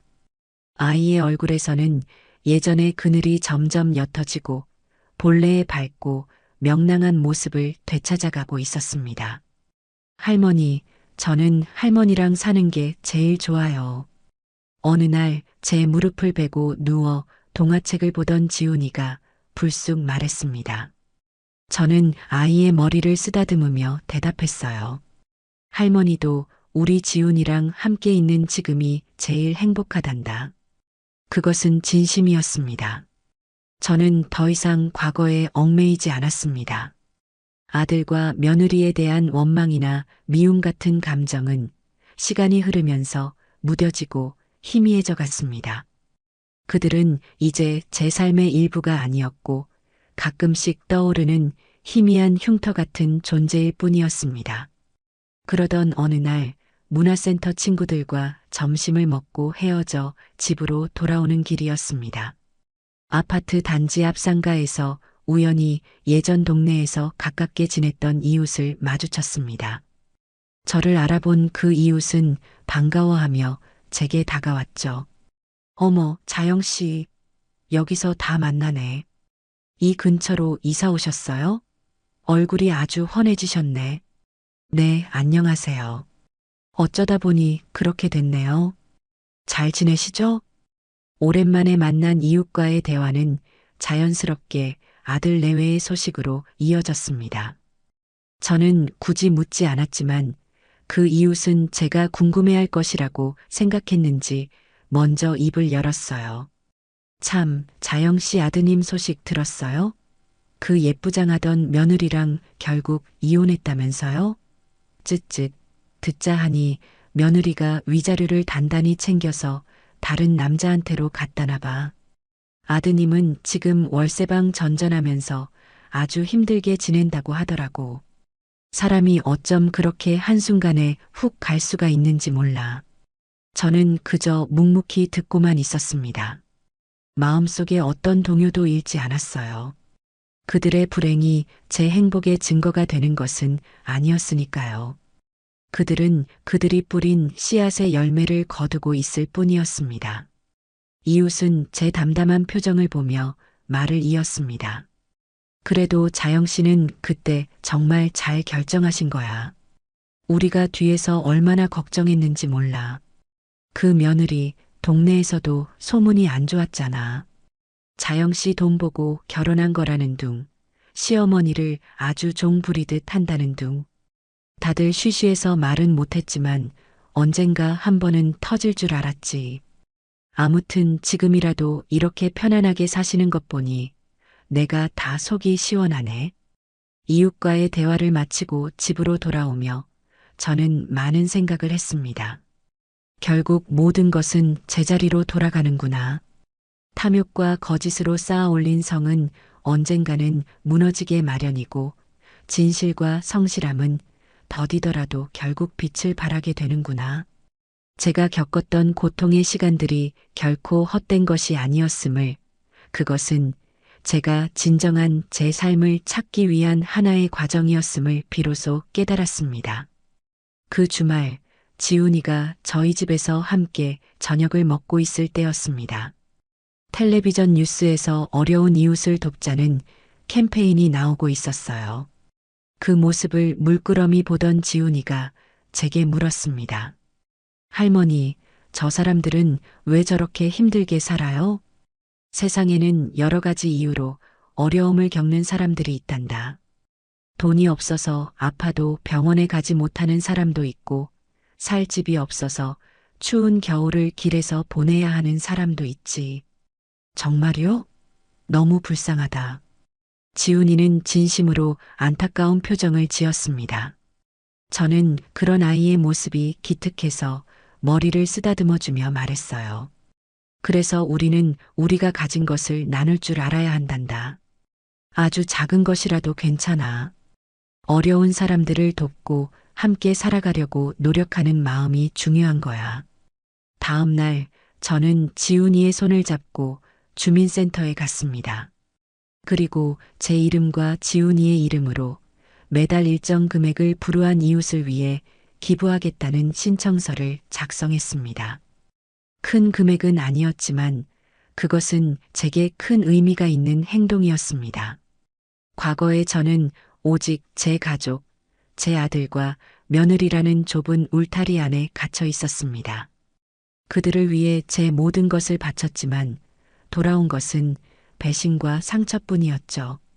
하지만 이제 저는 더 넓은 세상을 볼 수 있게 되었습니다. 제 작은 나눔이 얼굴도 모르는 누군가에게 작은 희망이 될 수 있다는 사실이 제 마음을 따뜻하게 만들었습니다. 그것은 며느리의 명품 가방을 사주거나 아들의 빚을 갚아줄 때와는 비교할 수 없는 진정한 충만함과 기쁨이었습니다. 어느덧 겨울이 지나고 따스한 봄 햇살이 창가에 가득한 오후였습니다. 저는 베란다에서 새로 사온 라벤더 화분을 옮겨 심고 있었어요. 향긋한 라벤더 향기가 바람을 타고 거실로 퍼져나갔습니다. 그때 거실에 놓아둔 제 휴대폰이 울렸습니다. 발신자는 아들 현수였습니다. 이제는 더 이상 그의 전화를 피하지 않았습니다. 무슨 일이니? 엄마 저 일자리 구했어요. 큰 회사는 아니지만 다시 시작해 보려고요. 수화기 너머로 들려오는 아들의 목소리는 예전보다 훨씬 차분하고 안정되어 있었습니다. 그래, 잘 생각했다. 열심히 해보렴. 그리고 저 지훈이한테 부끄럽지 않은 아빠가 될게요. 시간은 좀 걸리겠지만 꼭 제 힘으로 일어서서 지훈이 데려올게요. 그때까지 지훈이 좀 잘 부탁드립니다. 아들은 처음으로 제게 돈이 아닌 부탁을 했습니다. 그리고 그 부탁 안에는 뒤늦게나마 아비로서의 책임감을 다하려는 의지가 담겨 있었죠. 알겠다. 지훈이 걱정은 하지 말고 너의 삶에나 집중하거라. 전화를 끊고 저는 잠시 생각에 잠겼습니다. 아들은 아마도 오랜 시간이 걸릴 테지만 조금씩 어른이 되어가고 있는지도 모릅니다. 저는 그를 용서하지는 않았지만 그의 새로운 시작을 막고 싶지도 않았습니다. 그저 멀리서 그가 자신의 삶을 제대로 살아내기를 지켜볼 뿐이었습니다. 그날 오후 저는 지훈이와 함께 집 근처 공원으로 산책을 나갔습니다. 활짝 핀 벚꽃이 눈처럼 흩날리고 있었어요. 우리는 벤치에 앉아 솜사탕을 나눠 먹으며 까르르 웃는 아이들의 모습을 바라보았습니다. 제 휴대폰으로 문화센터 친구에게서 메시지가 왔습니다. 자영 씨, 다음 주에 우리 다 같이 남해로 봄나들이 가는 거 어때? 저는 미소를 지으며 답장을 보냈습니다. 좋아요. 저도 갈게요. 제 삶은 이제 더 이상 과거에 얽매여 있지 않았습니다. 제게는 사랑하는 손주가 있고 좋은 친구들이 있으며 앞으로 해보고 싶은 수많은 계획들이 있었습니다. 문득 저는 깨달았습니다. 진정한 자유란 단순히 나를 억압하던 존재로부터 벗어나는 것만을 의미하는 것이 아니라는 것을요. 그것은 과거의 상처와 원망으로부터 내 마음을 해방시키고 오롯이 나 자신으로서 현재를 살아가며 새로운 관계와 미래를 향해 나아갈 용기를 갖는 것이었습니다. 저는 제 옆에서 솜사탕을 맛있게 먹고 있는 지훈이의 손을 꼭 잡았습니다. 제 얼굴에는 오랜 세월의 그늘을 걷어낸 진심으로 평화롭고 행복한 미소가 피어났습니다. 제2의 인생은 이토록 눈부시게 아름다울 거예요.